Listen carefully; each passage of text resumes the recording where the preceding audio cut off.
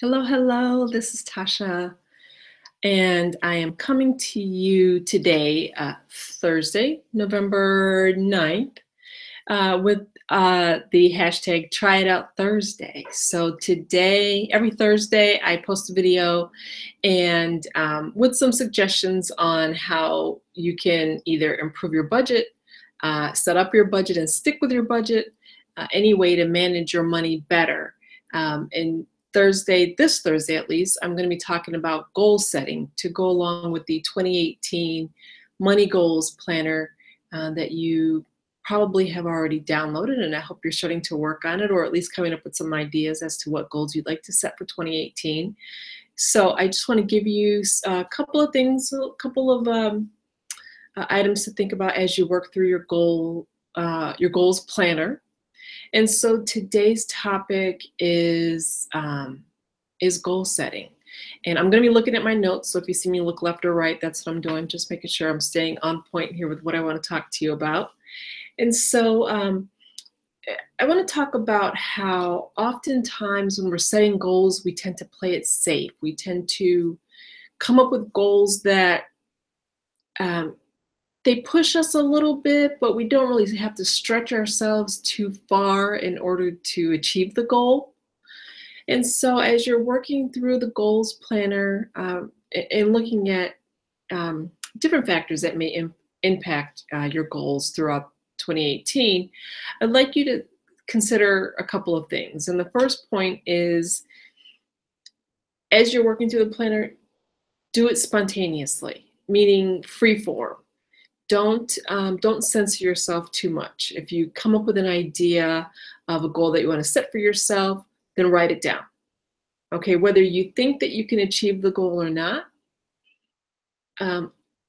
I'm encouraging you to be courageous and really think about a good goal that you can set for yourself, something that you've been wanting to set for a while, something that a goal that when you think about it, you're just kind of, ooh, you get a little shaky inside, a little anxious, and you start to think, no, I'm not going to write that down because I'm not going to be able to achieve that goal.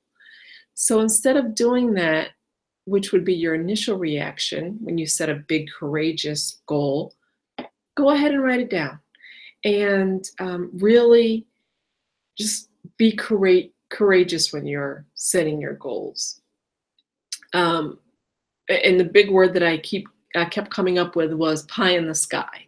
When I started working through the planner for myself and for my business, I really thought, pie in the sky, like what would I really like to, if I had a magic wand and or a fairy godmother came down and said, Tasha, what would you like for 2018? That really got me, whew, okay, yeah, that sounds like fun. Let's do that. Let's play this game. I encourage you to go into your goal setting planner with the same sense of excitement, playfulness, and really just focus on what your true desire would be to manifest for yourself in 2018. So an example of that for myself, I wrote down, was I wanted to pay off my car, which is about $18,000 still remaining on it. I'd like to pay it off by the end of December, so giving myself a little more than a year to pay it off. And initially my thought was, well, how the heck am I going to pay it off by the end of next year, by literally this time next year? And I thought, you know what, I'm not going to censor myself. I'm just going to put it out there and just leave it. I'm going to write it down that this is truly what I would want to happen next year, to have that completely paid off.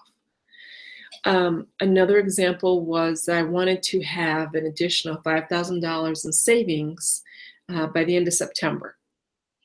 And so again, I thought, okay, that would really be a big goal for me to achieve next year. A couple of things to think about as you're going through and you're being courageous, and you're thinking big, and you're really trying to be pie in the sky with what you really would truly like to desire. Really think about determine the time frame. That would be step 2. Determine the time frame for setting your goals. So, for example, when I gave my example about paying off my car by the end of December, okay, that's the time frame. I'm giving myself a little more than a year to achieve that goal. That's my self-imposed goal. I mean, I obviously have it. I don't even remember how much left on the loan. I think probably 3 years at this point.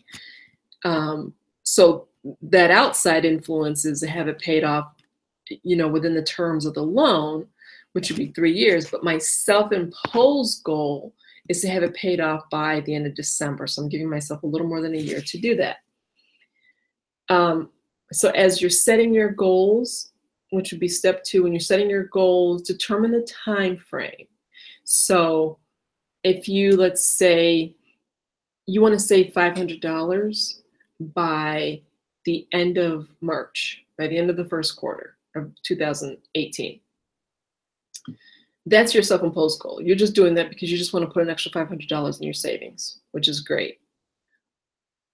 An outside influence goal would be, let's say you're buying a house next year and you want to start looking around the September, October timeframe. And you know that currently in your savings, you're just under the 20% that they recommend that you put down as a down payment. Maybe you're already pre-approved for the loan, so you know that you need to save an additional $5,000 to cover the 20% down payment. And you're giving yourself until the end of July to do that. And then that way, you know that you can confidently go out and start looking for a house September, October timeframe of 2018.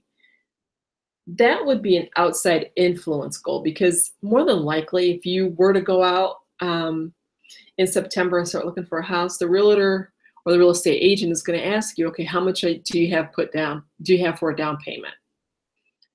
If you don't have that additional $5,000 and you don't have the total 20% that's recommended, then the realtor or the real estate agent's going to probably say, well, let's try to save a little more, or where else can you get more money? So that's where an outside influence is going to influence the time frame for when you reach your money goal. Okay, so that was step 2. Step 3 would be really asking yourself what are called lofty questions. Okay, so when I said I wanted to pay off my car by the end of December, and I know that I have about $18,000 left on the loan, the question I can ask myself, instead of being instead of being scared of the possibility, like, where am I going to get $18,000 and how am I going to do this, and how much more am I going to have to pay on the loan each month in order to achieve this goal? Instead of getting into kind of like panic mode, ask yourself a lofty question. What can I do to pay off my $18,000 car loan by the end of December? Okay, that's a lofty question. Or I wonder how I can pay off my loan by December 2018. That's another example of a lofty question. If you're looking to save that $5,000 for your down payment, then you'd say, what can I do to save $5,000 for a down payment? That's a lofty question. Instead of really just kind of getting into despair and thinking, I'm never going to do this. I can't do this. This is just unreasonable to think that I can save an additional $18,000 to pay off my loan.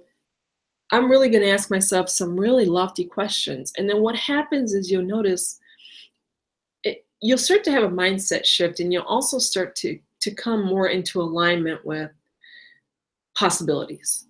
The possibility of, okay, well, maybe if I go through my closet and start selling some items that I have that I no longer wear, and maybe they still have tags on them, maybe if I sell those online, I can make a couple extra $100. And then I can say to myself, okay, well, I'm going to take that extra money that I make and put it towards the car loan every month.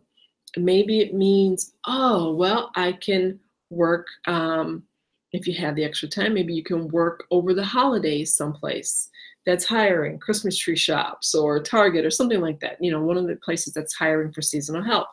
And all of the money that I make from that job will go specifically towards paying off my car loan or towards the 20% down payment that I'm going to need when I start looking for a house.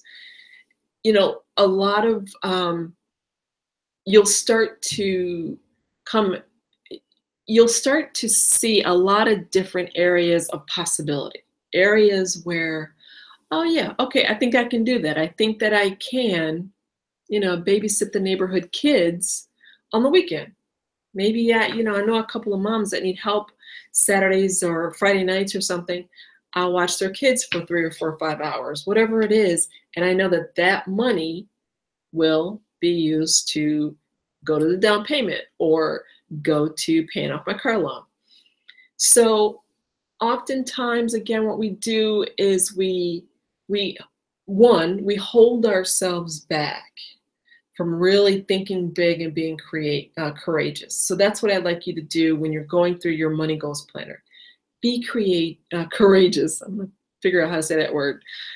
Be courageous and think big. What are your big lofty goals for? What do you truly desire for 2018? Pie in the sky. If I'm your fairy godmother and I say to you, what would you really like in 2018? You know, I'm going to grant you your wish. What would that be? 2, once we have our time frame in place, like really kind of determine, you know, is this a self-imposed time frame or is this an outside influence? And not that that's going to help you necessarily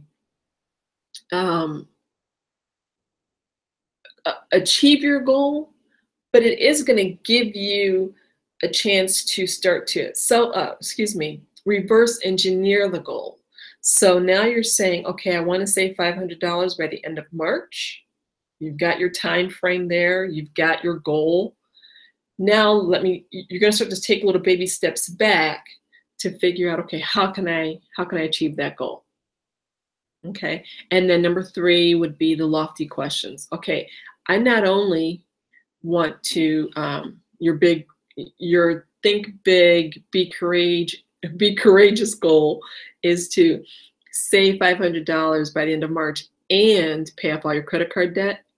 Your lofty question is going to be, what can I do to pay off $3,000 in credit card debt and save $500 in savings by the end of March?